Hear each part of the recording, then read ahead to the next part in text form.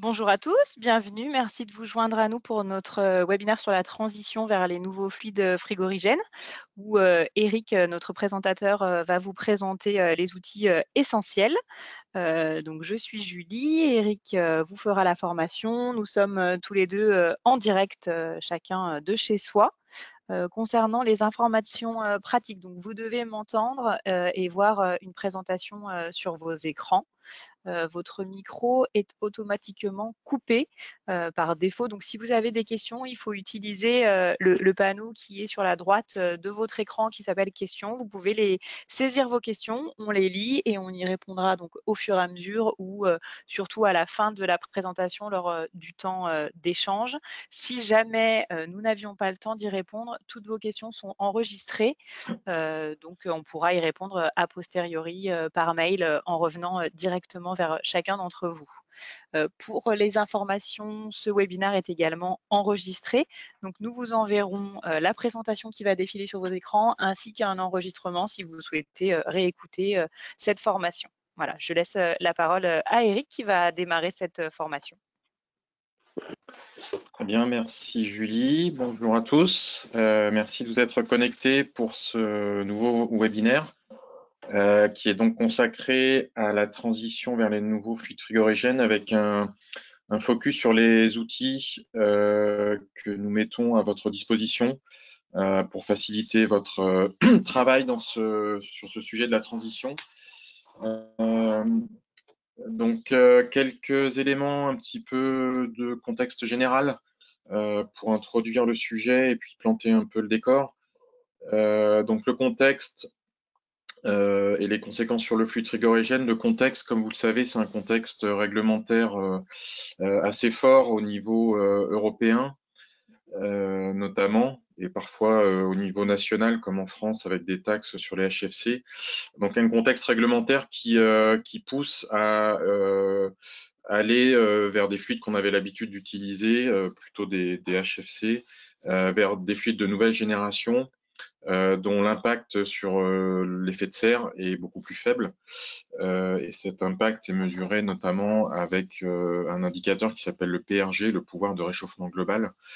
Et donc avec un certain nombre de mesures d'ordre réglementaire, en particulier au niveau européen, donc la F-Gaz, qui comporte plusieurs volets, avec un volet de réduction des quantités de fluides mis sur le marché en équivalent de tonnes CO2, donc avec un certain nombre de paliers qui sont pour certains déjà passés, notamment un palier important qu'on a vu en 2018 et qui a eu pour conséquence la conversion d'un certain nombre d'installations, notamment qui utilisaient du R404A vers d'autres fluides avec un PRG plus faible. Et puis on a un prochain palier important en 2021. Donc voilà, la F-Gaz avec ce volet de réduction des quantités de fluides mis sur le marché en équivalent CO2. Un autre volet qui concerne des interdictions d'utilisation de certains fluides en fonction de certaines applications. Titre d'exemple, donc depuis le 1er janvier 2020, les fluides frigorigènes dont le PRG est supérieur à 2500 sont désormais interdits dans les installations neuves, comme par exemple les groupes de condensation. Et donc, de fait, le R404A, par exemple, n'est plus autorisé pour les installations neuves sur ces groupes de condensation. Et puis, un dernier volet sur l'aspect réglementaire qui est celui de la recherche de fuite, détection de fuite et réparation, qui vise aussi à réduire l'impact environnemental de notre domaine d'activité. Donc voilà, pas mal de choses qui se passent dans ce domaine-là. En France, on devrait avoir normalement à partir du 1er janvier 2021 également des taxes sur les fluides frigorigènes en fonction de leur impact environnemental CO2. Donc tout ça, ça crée un environnement très, très fort qui a des conséquences économiques. Et donc les conséquences, c'est le renchérissement du prix des fluides frigorigènes. Et donc la nécessité pour les différents acteurs du marché à bouger vers des fluides dont l'impact environnemental est plus faible. L'industrie chimique développe pas mal de molécules et de nouveaux mélanges, souvent, de fluides frigorigènes pour répondre à ces enjeux. Et donc, ça nécessite du côté des fabricants de composants comme Danfoss, eh bien de sélectionner ou d'identifier les meilleurs candidats, puisqu'on a pléthore de fluides frigorigènes en termes d'offres. Et donc, on ne peut pas qualifier et développer des composants pour tous les fluides. Là, on parle de plusieurs dizaines de fluides. Donc, nous, on a identifié, on va dire, les meilleurs candidats. Et donc, on a toute une activité qu'on mène sur ces sujets-là en termes de qualification de produits déjà existants et donc on qualifie avec les nouveaux fluides frigorigènes ou dans certains cas de développement de produits complètement nouveaux et adaptés également à ces nouveaux fluides.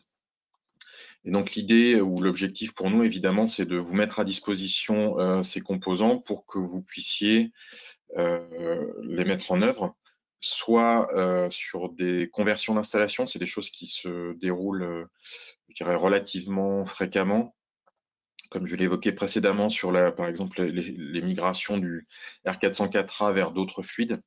Et puis on a aussi beaucoup d'activités de nouvelles installations, nouveaux développements de nouveaux produits, donc pour des installations complètement neuves.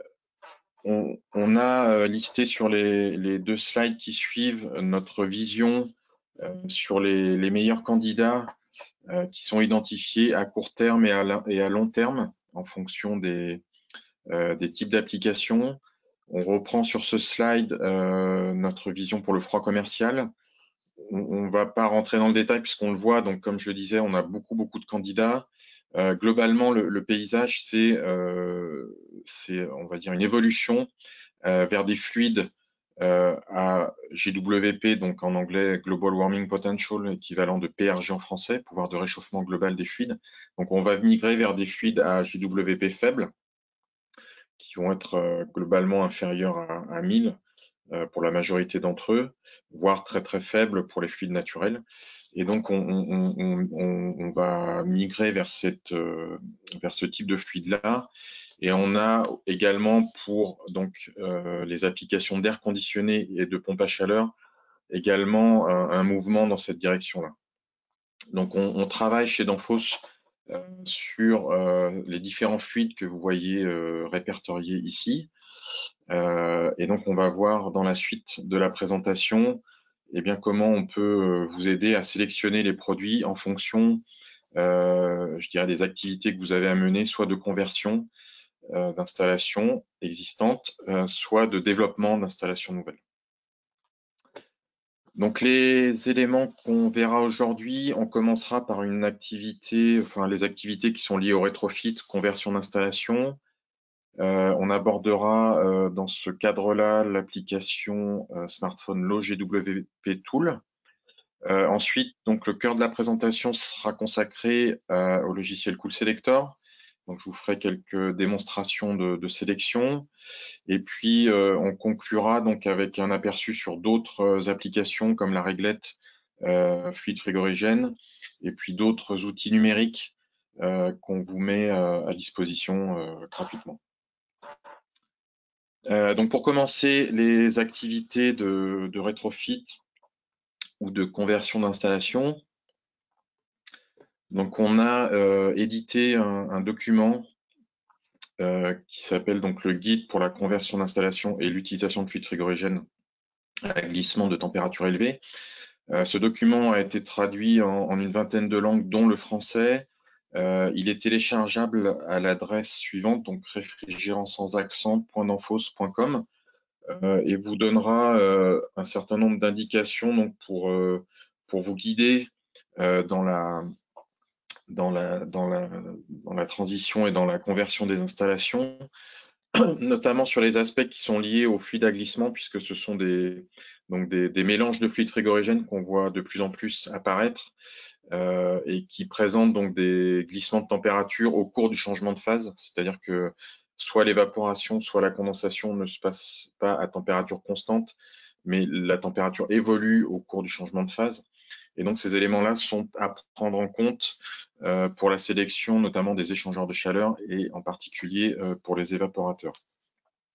Donc, des éléments qui vous seront indiqués dans ce document.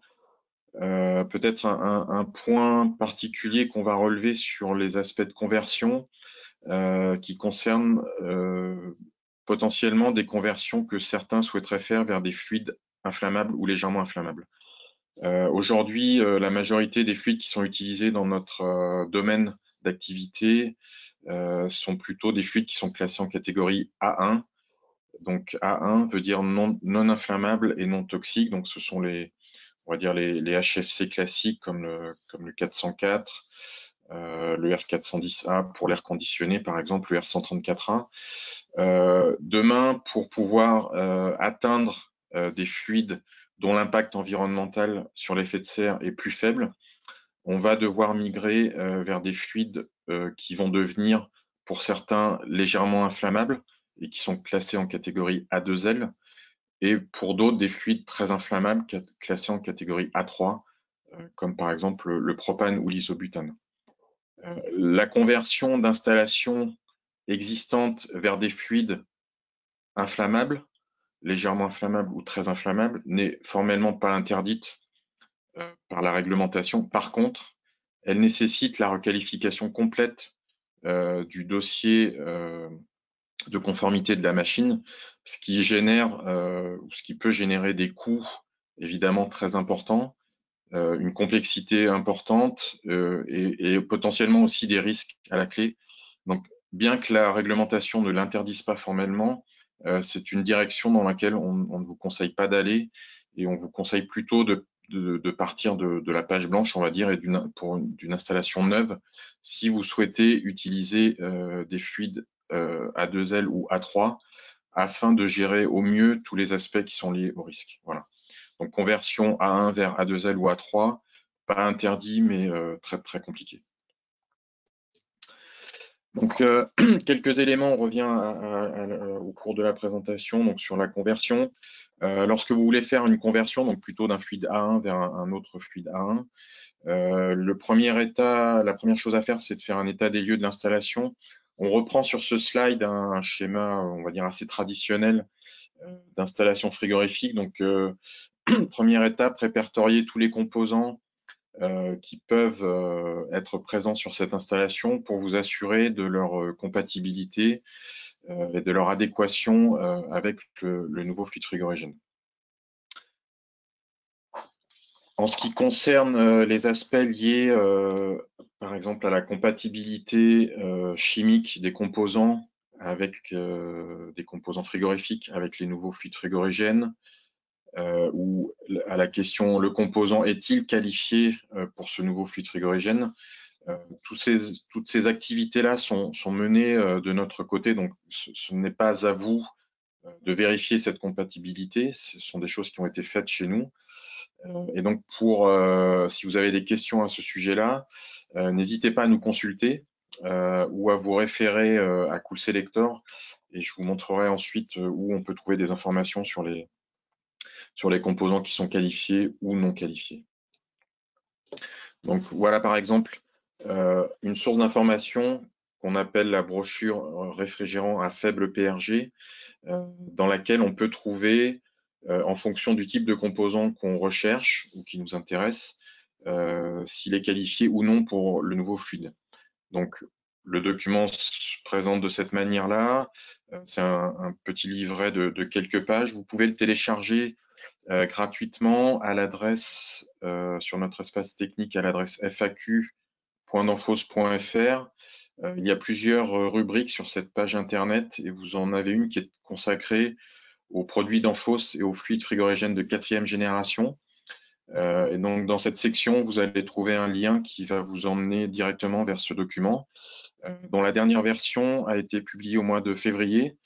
Donc c'est relativement récent. C'est un document qu'on met à jour évidemment régulièrement en fonction des qualifications, je dirais, successives des produits qu'on fait, voilà, au fil du temps, puisqu'on enrichit continuellement le portefeuille produit.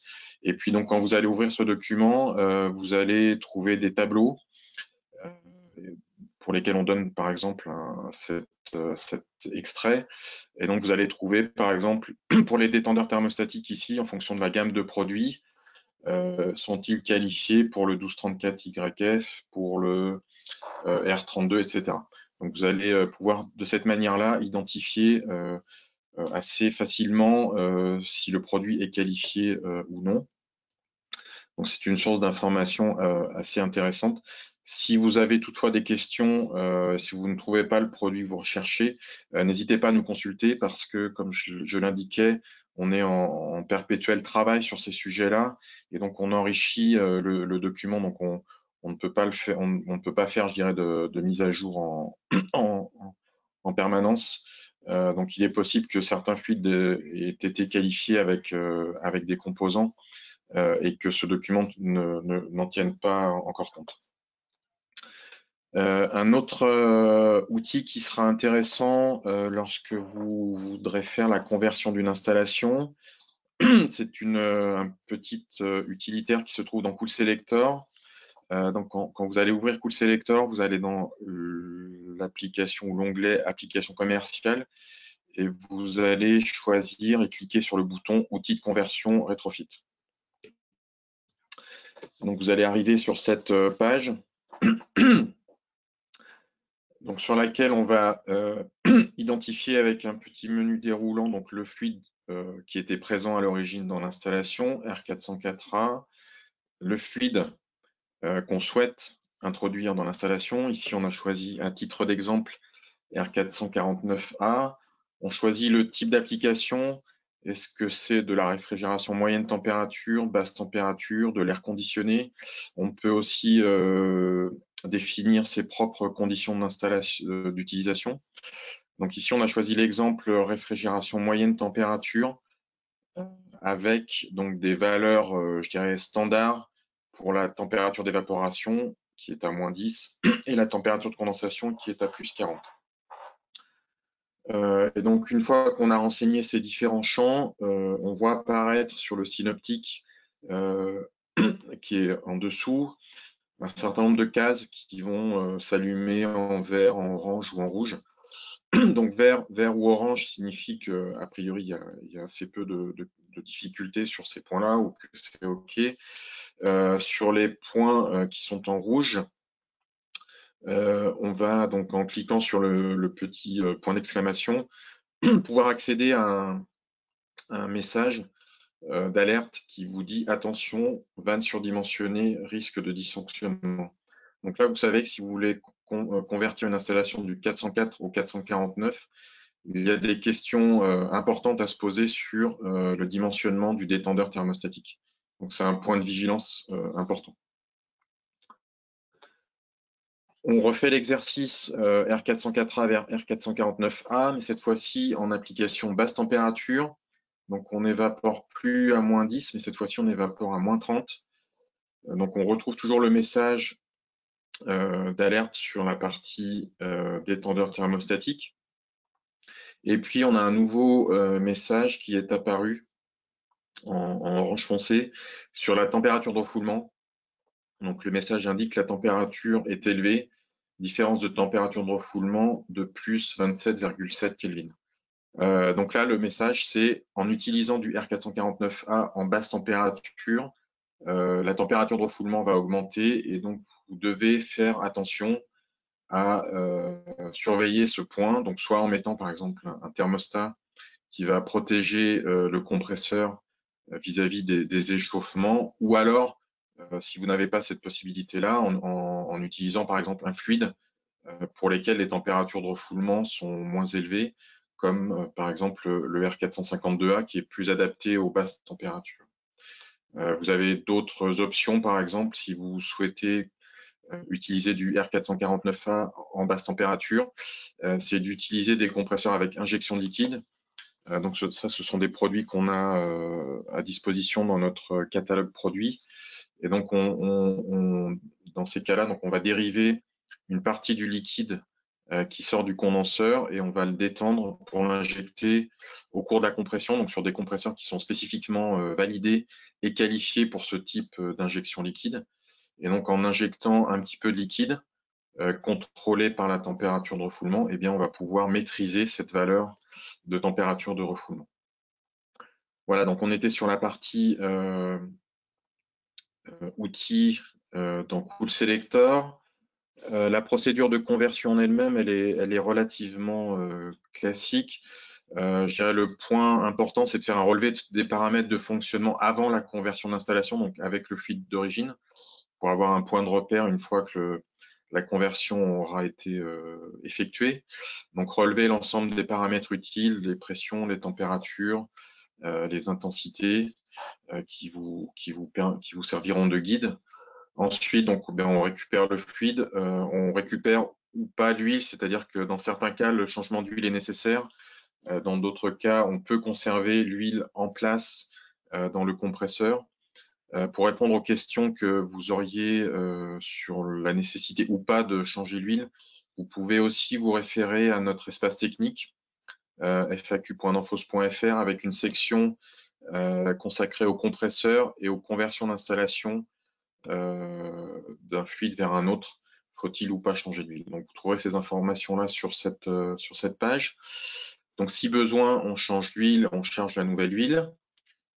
On procède au tirage au vide, évidemment, et on charge le nouveau fluide frigorigène. Et donc l'opération qui vient au final, c'est le contrôle des paramètres de fonctionnement. Et donc on va faire le parallèle entre l'étape 1, ce qui a été relevé initialement, et ce qu'on relève une fois qu'on a effectué la conversion.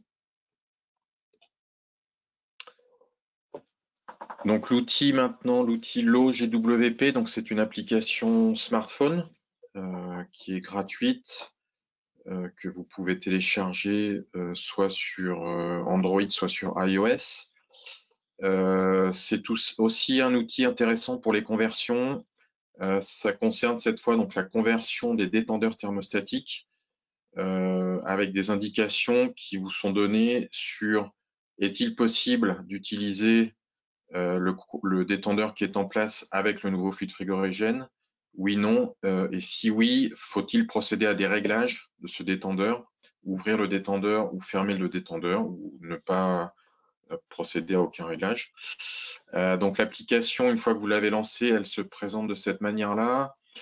Vous avez un petit menu déroulant, vous allez choisir donc le détendeur en place sur l'installation, le fluide frigorigène d'origine, le fluide frigorigène vers lequel on veut convertir l'installation. Ici, donc, on a choisi 404 vers 452. Et puis, donc, une fois que vous avez sélectionné ces éléments, les recommandations qui arrivent. Donc, la recommandation ici s'allume en vert. Donc, on peut utiliser ce détendeur en passant du 404 au 452. Il est recommandé de faire un ajustement de réglage du détendeur en tournant d'un tour dans le sens des aiguilles d'une montre, donc en fermant le détendeur d'un tour. Et puis, si vous faites dérouler un petit peu plus bas l'écran, vous aurez des indications sur les évolutions de capacité du détendeur, donc de capacité, c'est-à-dire de puissance frigorifique du détendeur quand vous passez du fluide A au fluide B. Donc là, ici, on voit que les petits bonhommes sont globalement verts, voire orange, c'est-à-dire c'est OK pour utiliser ce fluide puisque son évolution de puissance sera très faible quand on va passer d'un fluide vers un autre. Le réglage final du détendeur reste cependant évidemment à la charge du professionnel, dans le sens où le réglage d'un tour qui est conseillé ne reste qu'un conseil, c'est-à-dire que vous allez observer vous-même sur l'installation comment se comporte la surchauffe, comment se comporte l'installation globale, et vous pouvez procéder évidemment à des ajustements complémentaires pour affiner vos réglages sur l'installation qui est en place. Voilà, donc on en a fini avec la partie conversion d'installation. On va maintenant passer à la partie Cool Selector avec des démonstrations. Peut-être donc juste pour commencer, Cool Selector, c'est un logiciel qui est gratuit, que vous pouvez télécharger et installer sur ordinateur. Donc l'adresse pour le télécharger est indiquée ici. Sinon, vous cherchez dans un moteur de recherche et vous trouverez facilement également le lien. Ou troisième option, toujours l'espace technique, faq.danfoss.fr avec une section spécialement consacrée à Cool Selector, avec les liens pour le télécharger et puis des petites vidéos pour vous aider à l'utiliser également. Et puis vous avez également une version en ligne qui peut être utilisée par exemple lorsque vous avez des tablettes. Donc c'est assez, voilà, assez pratique. Donc qu'est-ce qu'on peut faire avec Cool Selector? Donc on peut sélectionner soit des composants individuels, soit procéder à la réalisation de projets complets. On a la possibilité de sélectionner donc des composants uniques ou en série en fonction des applications. On peut sélectionner les codes articles, accéder aux documentations, aux pièces détachées pour les compresseurs, les groupes de condensation. On peut éditer des rapports qui sont ensuite qui peuvent être transmis aux différents acteurs, aux utilisateurs, aux installateurs, etc. Les différents systèmes qui sont couverts, donc la détente directe, les systèmes booster CO2 transcritique, système par pompage et gravitaire, des applications industrielles, applications commerciales, calcul de chambre froide avec sélection de composants, etc. Donc le logiciel est gratuit, comme je l'indiquais. On fait une mise à jour régulière et mensuelle. Et donc elle est automatique, c'est-à-dire qu'à chaque fin de mois, vous avez une nouvelle mise à jour avec les nouveaux produits qui ont été rajoutés, les évolutions du logiciel. Et donc, on vous proposera de mettre à jour automatiquement, en général, la dernière semaine de chaque mois. Donc, aujourd'hui, ce que je vous propose en termes de démonstration, c'est tout d'abord de faire une sélection de composants simples. Donc, on verra comment sélectionner compresseurs et détendeurs thermostatiques. Ensuite, des composants en série, ligne liquide. Et puis, on fera aussi un exemple avec un système de détente électrique pour un système CO2 booster. S'il nous reste un peu de temps, on verra éventuellement le calcul de bilan thermique pour une chambre froide avec la sélection de composants. Mais en général, on n'a pas assez de temps pour ça. Donc, on va partir sur la démonstration Cool Selector. Donc, je sors du mode présentation et je pars donc sur la présentation Cool Selector. Donc, quand vous lancez l'outil, vous avez accès à cette visualisation. Donc, c'est un environnement, je dirais, assez classique en termes d'ergonomie. Donc avec la possibilité vous avez des petits menus déroulants en haut, créer un nouveau projet, ouvrir des projets existants, quels étaient les projets récents sur lesquels on a travaillé, enregistrer sous, envoyer, donc des choses assez classiques. Vous pouvez sélectionner des préférences et des options. Donc en termes de préférences, soit vous sélectionnez toutes les applications, soit vous ne travaillez que sur des applications commerciales ou industrielles et vous pouvez par exemple réduire les possibilités pour limiter le nombre de choses qui apparaissent à l'écran. Donc là, je vais rester sur toutes les applications. Vous pouvez aussi adapter vos préférences personnelles en cliquant sur mes préférences. Vous avez évidemment le choix des unités. Donc nous, on reste plutôt sur le système international, mais vous pouvez éventuellement basculer sur le système SI ou le système américain. Utilisateur, voilà, vous pouvez renseigner par défaut donc le nom d'utilisateur qui apparaîtra ensuite dans les rapports, une fois que vous allez les générer, et puis les langues, le pays. Donc l'ensemble de l'outil est traduit en français. On a aussi des traductions complémentaires qui sont tous les mois. Donc vous avez la possibilité, voilà, d'accéder aux éléments dans la langue locale. Voilà, et puis après vous avez différents outils complémentaires. Donc les mises à jour qui sont disponibles ici, voilà, les nouveautés.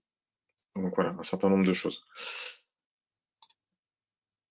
Donc je reviens ici sur les préférences, toutes les applications, voilà. Donc on va passer maintenant sur la partie principale du logiciel, donc avec toutes les possibilités qui vous sont offertes en termes de sélection. Donc le premier onglet, on a composants de ligne et vannes, avec voilà tous les composants qu'on peut trouver dans ce registre.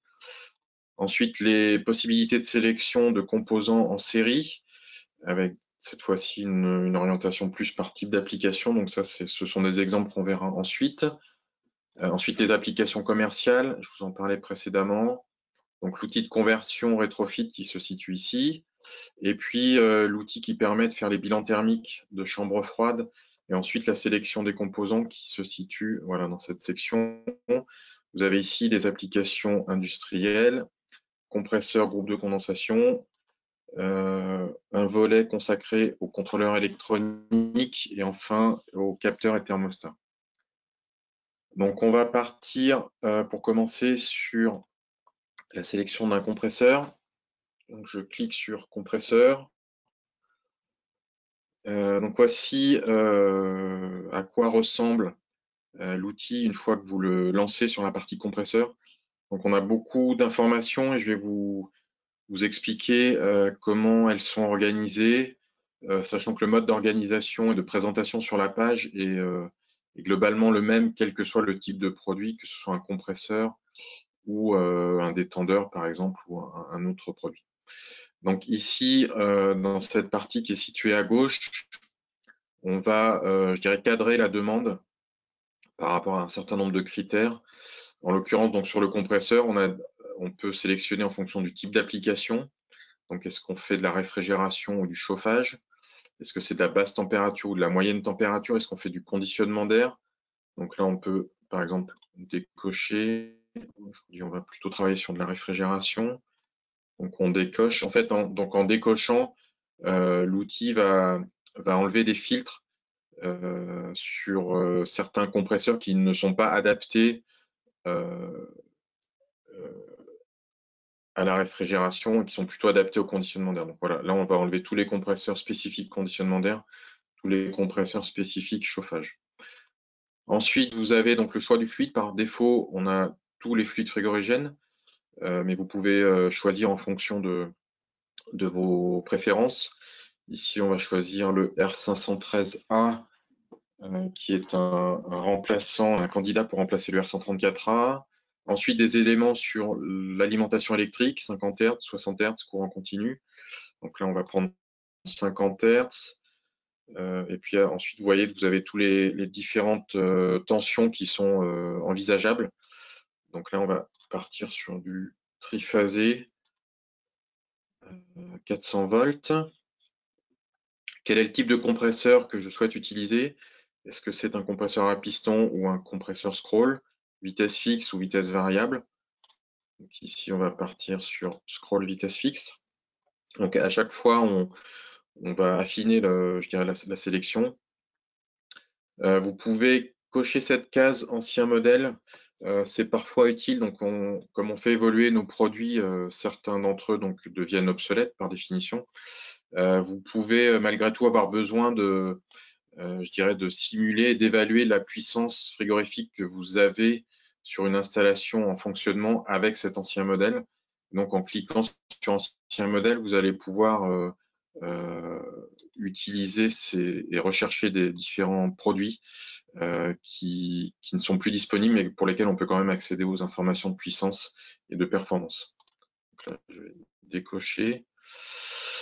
Voilà, donc on peut ensuite aussi choisir la configuration avec montage en parallèle. Voilà, donc là, on a cadré la demande en termes d'application, de tension, de fréquence, de technologie de compresseur. Ici, dans cette partie supérieure, donc on va définir les conditions de fonctionnement et notamment la puissance frigorifique qui est nécessaire. Là, on va partir sur 5 kW. Donc, voilà, 5 kW. Et puis, les conditions, donc température d'évaporation, condensation, surchauffe, surfroidissement. Donc on va conserver 10, on va mettre 40 pour la température de condensation. Les valeurs par défaut donc, de surchauffe sont de 8 et de 2 pour le refroidissement. On vous conseille plutôt de laisser ces valeurs-là. Ensuite, vous pouvez évidemment les adapter, voire rajouter des surchauffes additionnelles, par exemple dans les tuyauteries, etc. Donc, il y a une possibilité assez importante de personnalisation. Et donc, dans cette partie centrale, on a les propositions qui sont faites par le logiciel. Donc, on voit qu'on a certaines lignes qui sont affichées en rouge. Pourquoi ça s'affiche en rouge? Parce que en termes de puissance, donc la correspondance par rapport à la puissance qu'on recherche, qui est de 5 kW, soit est inférieure. Ici, on est à 75% de la puissance demandée, et pour les valeurs qui sont plus bas, on est au-dessus.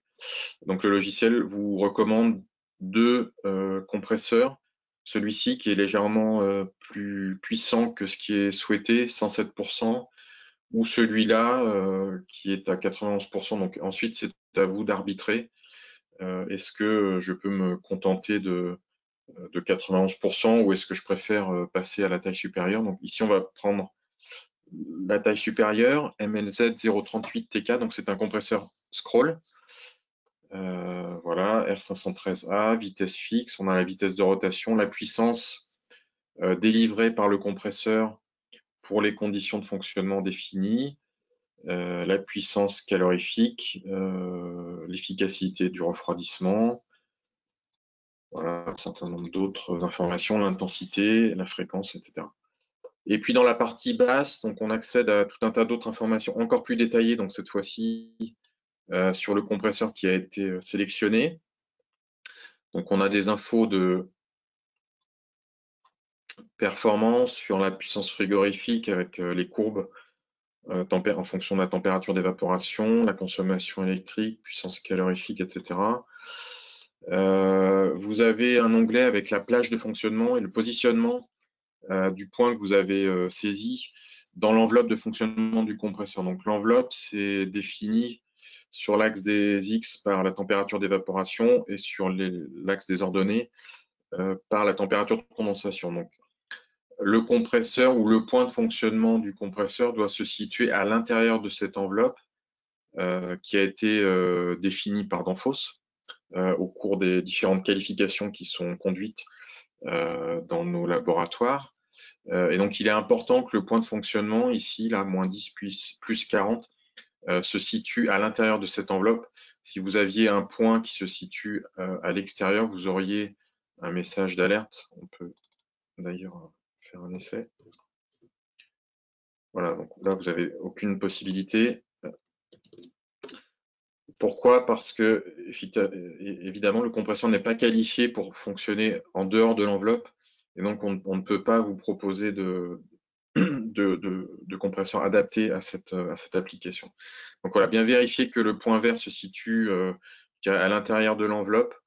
Parfois, on a des points qui sont à la limite, donc ça peut être intéressant de rechercher un autre type de compresseur pour lequel le point sera, on va dire, plus centré à l'intérieur de l'enveloppe et non à la limite. Voilà. Donc ensuite, vous avez un petit peu plus d'informations sur l'onglet détail des performances, avec les températures, pression, les enthalpies, voilà, pour ceux qui souhaitent un petit peu approfondir. Et puis, dernier onglet, donc informations, avec les éléments pour commander, donc avec les numéros de modèle, le code de commande, le colisage, une pièce ou 12 pièces, le type de raccordement, abrasé, voilà, tout un tas d'autres informations techniques. En partie basse, donc les pièces détachées dont vous avez éventuellement besoin, d'autres données techniques, les dimensions, les données électriques, etc., les données sur l'huile, la quantité d'huile présente dans le compresseur. Voilà, les infos sur la DESP, les volumes basse pression et haute pression, qui sont des informations qui nous sont demandées. Puissance acoustique, donc là, on n'a pas l'info. Et puis, si vous cliquez sur l'onglet, sur le petit icône document et visuel, vous allez pouvoir accéder à d'autres informations complémentaires qui sont disponibles en ligne, comme les guides d'application, donc qui sont les guides qui vous indique comment mettre en œuvre nos différents produits, les instructions d'installation, les déclarations, des photos. Dans certains cas, on a des plans 2D, on a des plans 3D. Voilà, donc tout un tas d'informations qui sont accessibles directement depuis Cool Selector. Voilà, donc on a sélectionné maintenant notre compresseur et on va sélectionner sur le même projet un détendeur thermostatique. Donc cette fois-ci, on va dans l'onglet composants de ligne et vannes et on va sélectionner donc ce type de produit, détendeur thermostatique. On clique, on a la page qui s'ouvre.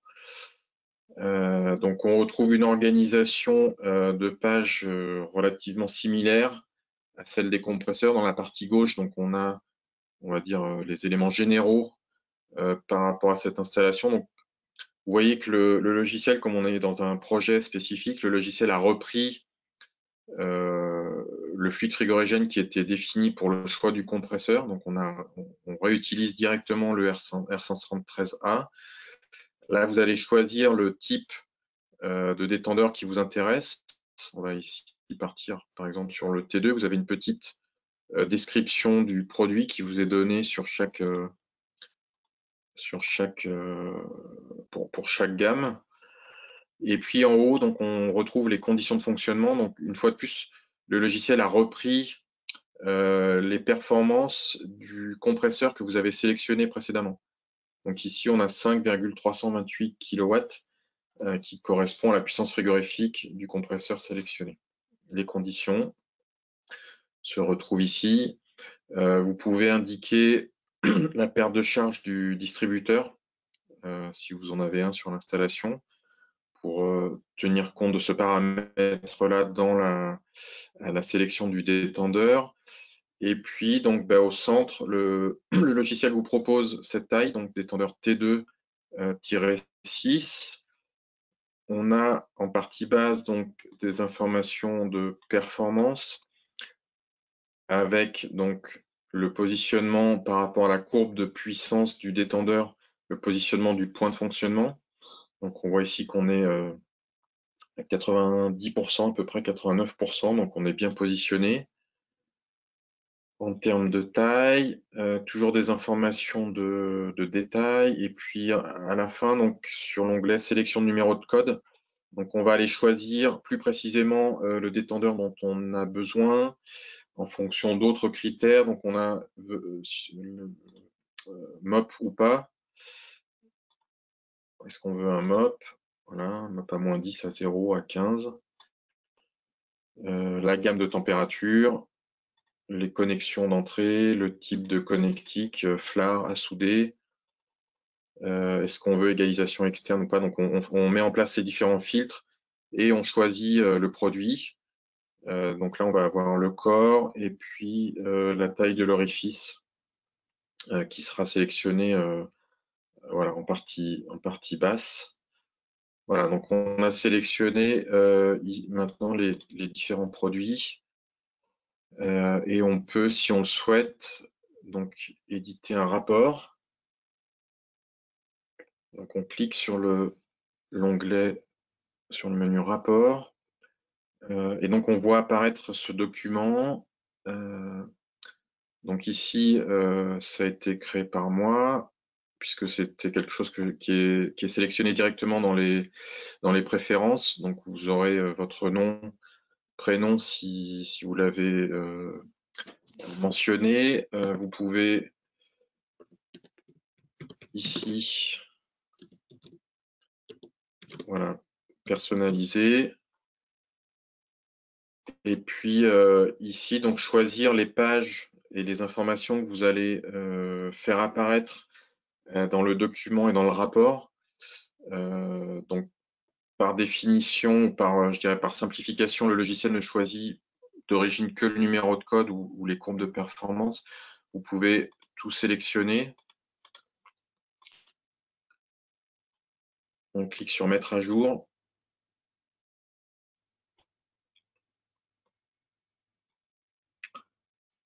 Voilà, et donc dans le document qui est à droite, là, le PDF, donc on retrouve le compresseur pardon, qui a été sélectionné, la plage de performance, le schéma, les informations détaillées, le diagramme en Talpic, voilà, toutes les données techniques. Donc là j'ai tout sélectionné, donc on a un maximum d'informations. Voilà, vous avez même les polynômes du compresseur si vous souhaitez faire des simulations, les puissances, voilà, donc des choses très très détaillées. Vous pouvez évidemment customiser et adapter la présentation en fonction de ce que vous souhaitez envoyer à votre client. Et puis ensuite, vous pouvez générer un PDF ou l'exporter à un autre format comme Word par exemple, pour pouvoir retravailler sur le document si vous le souhaitez. Voilà, donc on a fait la première partie de la sélection. On avance maintenant sur la partie sélection de composants en série. Donc on va aller donc dans cet onglet composants en série. On est toujours sur le même type d'installation, donc une installation à détente directe classique, et je vais sélectionner donc cette option détente directe. Donc on est toujours avec du R513A, et donc dans ce cas-là, on va élaborer et sélectionner les différents composants qui se situent sur la ligne liquide entre le condenseur et l'évaporateur. Donc on va sélectionner un certain nombre de composants. On va par exemple commencer par une vanne d'arrêt. Donc on clique ici, on sélectionne la gamme adaptée à notre application qui est ici donc la gamme GBC des vannes à boules. Donc, et on double-clique sur GBC et donc automatiquement le logiciel vous sélectionne la taille adaptée aux conditions, donc toujours la puissance qu'on a retenue avec le compresseur, les conditions de fonctionnement. Donc le logiciel vous sélectionne la taille de vanne à boule qui est adaptée à ces conditions et à ces puissances. Si vous souhaitez modifier la sélection proposée par le logiciel, vous cliquez sur l'image et vous allez voir apparaître un petit menu qui vous permet de sélectionner une taille différente. Si pour des raisons X ou Y, vous souhaitez par exemple diminuer le diamètre ou l'augmenter. Donc là, on va rester sur la sélection proposée. On peut, si on souhaite rajouter des tuyauteries, ce qui vous permet de calculer les pertes de charge. Donc on va partir là sur de la tuyauterie cuivre ANSI. Je double-clique. Vous avez une autre possibilité qui est de maintenir le clic gauche et de faire glisser donc la tuyauterie ici, ou n'importe quel composant d'ailleurs, vers le menu de sélection. Et donc ici, voilà, on a fait apparaître une tuyauterie. Par défaut, la longueur est de 10 mètres, mais vous pouvez la modifier évidemment. On va mettre par exemple 1 mètre. Donc vous voyez que le logiciel a calculé, a d'une part sélectionné le bon diamètre automatiquement en fonction de la taille de la vanne à boule qui avait été sélectionnée précédemment. On vous calcule la vitesse d'entrée, la perte de charge qui est associée à cette longueur de 1 mètre. Par défaut, la tuyauterie est considérée comme horizontale avec un angle à 0 degré. Vous pouvez, si vous souhaitez, la modifier, par exemple en la mettant verticale ascendante. Donc vous mettez un angle de 90 degrés. Et donc là, vous voyez que la perte de charge a été modifiée pour tenir compte de la hauteur statique. Vous pouvez la mettre évidemment descendante, hein. Hop, moins 90, ou inclinée avec tous les angles possibles. Voilà, donc on la remet à 0. On avance dans la sélection. On va mettre ensuite un filtre déshydrateur. On va sélectionner dans la gamme voilà, DCL. Donc ici, une fois de plus, sélection qui est proposée par le logiciel. Si vous souhaitez la modifier, vous cliquez sans souci. Vous voyez que le logiciel a identifié qu'il y a une différence de diamètre entre la tuyauterie et le filtre déshydrateur sélectionné. Et donc, vous propose une réduction pour adapter ce diamètre-là. Ensuite, on continue. On va mettre une électrovanne. Donc, on va choisir dans la gamme EVR.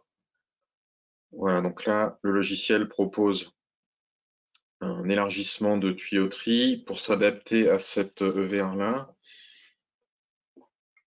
Donc voilà, une fois de plus, hein, si vous souhaitez modifier la sélection, cliquez. Vous voyez ce qui est recommandé là, qui est validé en vert. Les autres ne sont pas recommandés. Là, par exemple, pour chute de pression inférieure à la chute de pression d'ouverture, donc là, vous avez un risque de battement de l'électrovanne. Et là, l'électrovanne est trop petite, donc vous aurez une détente à l'intérieur, au travers du passage de cette électrovanne. Et puis, on va finir la ligne liquide avec un détendeur thermostatique. Donc, on va reprendre le T2. Voilà. Et donc, le logiciel a sélectionné le détendeur adapté. Je vais revenir un petit peu en arrière. Donc, si vous avez un distributeur sur l'installation, ce qui est recommandé, c'est de l'insérer avant le choix du détendeur. Donc voilà, ici par défaut, le logiciel a mis 1 bar de perte de charge. On va garder cette valeur-là. Et ensuite, donc vous venez sélectionner le détendeur et vous le faites glisser donc entre les deux. Et donc là, le logiciel a tenu compte de la perte de charge du distributeur pour sélectionner la bonne taille de détendeur. Voilà. Ça peut avoir une importance dans certains cas en fonction de, je dirais, de la valeur de la perte de charge générée par le distributeur. Et puis en partie basse, donc on retrouve tous les composants qu'on a sélectionnés, la GBC, les tuyauteries, voilà, le filtre déshydrateur, avec les éléments de sélection et les détails de performance. Et puis une fois de plus, donc, vous pouvez générer un rapport qui va reprendre l'ensemble des éléments qu'on a vus précédemment. Voilà, j'avance parce on approche de la fin. Donc on va faire un nouveau projet. On va cette fois-ci partir donc sur système CO2 booster transcritique. Donc, alors je reviens, je vais aller un peu vite. Donc, c'est dans l'application, donc dans l'onglet composants série. On est sur cette fonction-là, donc transcritique. Et là, donc, on va sélectionner la vanne de détente et les éléments de la ligne de détente pour la basse température. Ici, on a la moyenne température. Là, on retrouve compresseur basse température, moyenne température, gaz couleur, bouteille intermédiaire, évaporateur moyenne température, basse température. Donc, hop, je reviens ici. Donc, j'ai sélectionné, si vous êtes un petit peu perdu en passant la souris ici, donc vous voyez qu'on est sur la partie surlignée en bleu. Si vous le souhaitez, donc vous pouvez renommer l'onglet. Hein. Donc là, ici, on va mettre evap 1 basse température, par exemple. Donc vous allez indiquer ici les puissances nécessaires avec les conditions de fonctionnement. Donc là, on est sur une évaporation à moins 30 pour la basse température, moins 10 pour la moyenne. La pression côté gaz couleur est ici, je dirais, automatiquement saisie sur la base de la pression optimale qui est calculée par Danfoss. En décochant cette case, vous pouvez choisir une autre pression HP au niveau du gaz couleur. Voilà. Par défaut, le surfroidissement est mis à 0, mais on vous conseille ici de mettre 2. Sinon, vous risqueriez d'avoir des messages d'alerte sur flash gaz. Donc là, mettez plutôt 2 dans la partie surfroidissement. Donc surchauffe, on va laisser les valeurs par défaut. Et puis, on va partir donc, sur les puissances. Donc imaginons que l'évaporateur numéro 1, pour lequel on souhaite calculer les composants de la ligne liquide, est une puissance d'1,5 kW. Donc on le saisit dans la case puissance frigorifique basse température. Et puis on va sélectionner les composants. Donc on va commencer par une vanne d'arrêt qui est ici. Donc on choisit la vanne gamme GBCH. Double clic. sélection automatique, hein, comme précédemment, avec possibilité de modifier la sélection. Et puis ensuite, on va sélectionner donc un détendeur électrique dans la partie voilà, détendeur électronique, et c'est une gamme donc AKV10P, et pareil, double clic, avec donc automatiquement la possibilité de mettre enfin une réduction ou un élargissement qui est proposé par le logiciel de manière automatique, et puis la sélection également de la taille AKV10P1 par le logiciel. Donc voilà, vous répétez autant de fois que nécessaire et autant de fois que vous avez des évaporateurs différents. Là, si vous avez un autre évaporateur basse température, vous mettez 3 kW et vous refaites la même opération. Pareil pour les évaporateurs moyenne température. Donc là, on va être sur cette partie-là. Donc là, on va saisir 3 kW par exemple, et on refait toujours la même opération. Et puis, rapidement, donc on peut aussi sélectionner les vannes donc de détente pour la partie gaz couleur. Donc là, on est voilà, entre le gaz couleur et la bouteille intermédiaire. Et donc là, on va choisir une vanne ICMTS. Voilà, donc toujours double clic. Et puis voilà, les éléments de performance qui sont donnés par la vanne. Et puis donc la vanne de régulation de pression ici. On est sur une vanne, donc vanne de bypass, voilà. Donc les vannes CCMT, voilà, et donc toujours double clic et les informations, voilà. Donc vous pouvez, comme je l'indiquais, renommer chacun des onglets pour les personnaliser et vous retrouver un peu plus facilement dans chacun des projets. Et puis à chaque fois, vous pouvez faire enregistrer le projet sous et le personnaliser, etc., etc. Voilà, donc on arrive à la fin de la démonstration Cool Selector. Alors, on n'a pas le temps de faire la présentation de la démonstration sur les chambres froides. On a un webinaire spécifique sur les groupes de condensation au cours duquel on présente cette partie-là. Donc, n'hésitez pas à vous inscrire au prochain webinaire qui sera consacré à ce sujet pour assister à cette démonstration. On va finir rapidement donc le webinaire pour aujourd'hui. Donc les différents composants qui sont disponibles pour les applications A2L et A3 qu'on a résumé sur ce slide. Donc voilà, avec un certain nombre de produits qu'on a déjà qualifiés, qui sont disponibles au catalogue, comme des filtres déshydrateurs, des pressostats, toute une gamme de détendeurs thermostatiques TD1, TU, TC, TGE, T2, etc. pour A2L, A3, des voyants, des clapets, des détendeurs électroniques ETS avec la nouvelle gamme Colibri, les électrovannes ou les détendeurs électriques, les régulateurs de pression, vannes à boules, capteurs de pression. On a aussi évidemment pour ces fluides-là des détecteurs de gaz qui sont, je dirais, utiles et adaptés à ces fluides A2L ou A3. Au niveau des différents régulateurs, on a également donc intégré dans les menus la possibilité de choisir les nouveaux fluides frigorigènes sur lesquels on travaille, donc sur ces différentes gammes.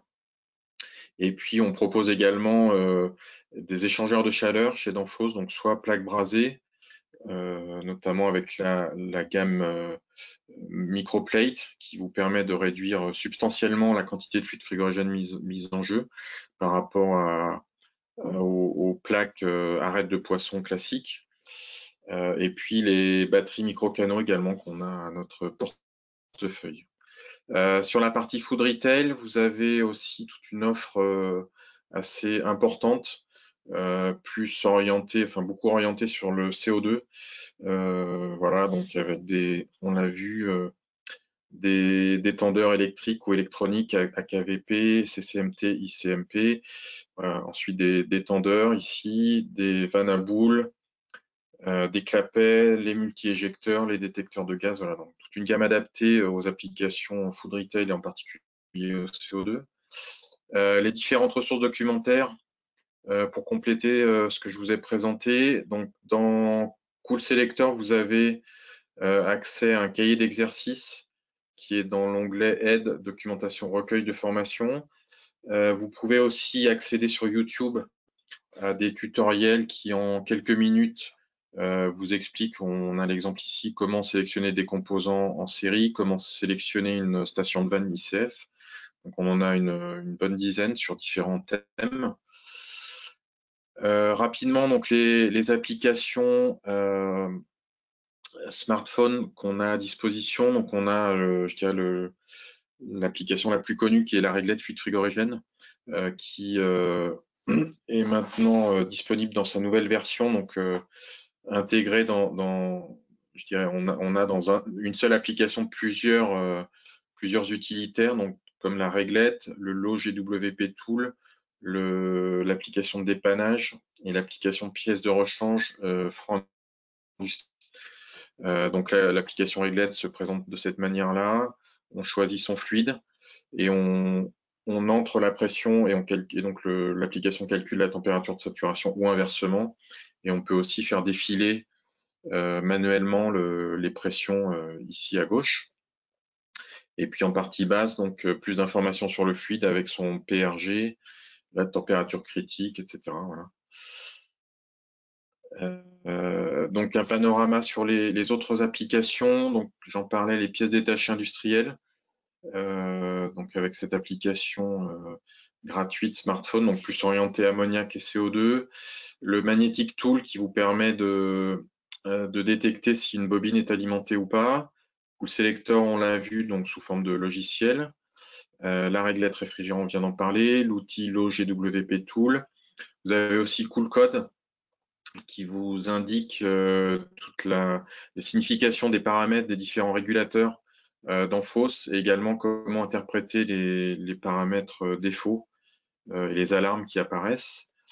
Et puis une source d'information importante avec la page web accessible en ligne, donc notre espace technique à l'adresse faq.enphos.fr. Voilà, donc et sur cette page, vous trouvez aussi d'autres ressources, comme par exemple des petites vidéos qui vous expliquent comment mettre en service les groupes de condensation voilà, en quelques minutes et paramétrer facilement nos régulateurs. D'autres ressources documentaires, le guide du monteur en français. Donc c'est je dirais une somme d'informations assez importantes et utiles pour les professionnels ou les futurs professionnels qui sont encore en formation. Vous pouvez aussi accéder gratuitement à notre plateforme e-learning à l'adresse learning.enfos.fr sur laquelle vous trouverez 41 modules de formation en français et encore bien davantage en anglais. Voilà, et pour nous contacter, donc vous pouvez nous joindre à l'adresse mail CSC France, donc notre service client CSC France @danfos.com. On a à disposition une newsletter à laquelle vous pouvez vous inscrire pour recevoir les dernières informations. Et puis, on est également présent sur les réseaux sociaux, notamment sur LinkedIn. Et puis pour finir, donc on est toujours dans une séquence de présentation de différents webinaires qu'on vous propose. Donc on était aujourd'hui sur ce webinaire consacré aux outils d'Enphos. On a des webinaires sur les fluides A2L et A3 et comment d'Enphos peut vous accompagner sur ces sujets-là. Les groupes de condensation avec aussi les orientations prises par d'Enphos pour les nouveaux fluides frigorigènes. Même chose pour les compresseurs d'Enphos. Une introduction aux contrôleurs et régulateurs électroniques d'Enphos. Les applications de contrôle industriel, donc tout ce qui est électrovanne, pressostat et transmetteur de pression ou de température pour les fluides autres que les fluides frigorigènes, donc les eaux glycolées, les huiles, l'eau pure, etc. Donc des choses qu'on retrouve aussi assez classiquement sur des installations frigorifiques. Et puis ici une présentation qui a été donnée sur des sélections de composants en froid industriel. Donc vous pouvez avoir accès au replay sur demande, n'hésitez pas à nous le demander. Et puis ici, donc un webinaire qui est consacré au CO2 et je dirais, aux solutions avancées pour le CO2, donc tout ce qui est éjecteurs et régulateurs électroniques spécifiques pour ces applications-là. Voilà, donc on arrive à la fin de la présentation. Si vous avez des questions, on peut y répondre maintenant, ou vous pouvez nous les transmettre aussi à l'adresse cscfrance@danfoss.com. Merci Eric. Alors, on a une question dans la boîte à questions. Tu as parlé du guide du monteur. Il Oui, est accessible sur le site d'Enfos. oui, C'est sur ça. la page, La personne sur demande, l'espace voilà. technique, faq.danfoss.fr. Voilà. Et il Il est est en téléchargement. téléchargeable gratuitement. Vous pouvez l'imprimer. Il y a plusieurs chapitres qui sont téléchargeables. Ouais. Voilà, c'était la question qu'on avait dans la boîte à questions. On n'en a pas d'autres pour l'instant. Alors, comme vous l'a expliqué Eric, si les questions ne vous ne viennent pas maintenant, c'est pas grave. Vous avez l'adresse cscfrance@danfoss.com si elles vous viennent un petit peu plus tard. Et puis, de notre côté, donc on va vous envoyer cette présentation en PDF ainsi que le lien pour visionner l'enregistrement, ce qui fait que si jamais vous avez des questions, vous pouvez également nous répondre en retour d'email. Donc, il nous reste à vous remercier pour votre participation d'aujourd'hui. Pensez bien en effet à consulter notre site danfoss.fr si vous souhaitez assister à d'autres sessions de formation. Et puis, on espère avoir répondu à toutes vos questions et vous voir prochainement, ou du moins lors de nos webinaires où on peut prochainement. Bonne journée à tous. Merci Eric. Merci, bonne journée, bon appétit.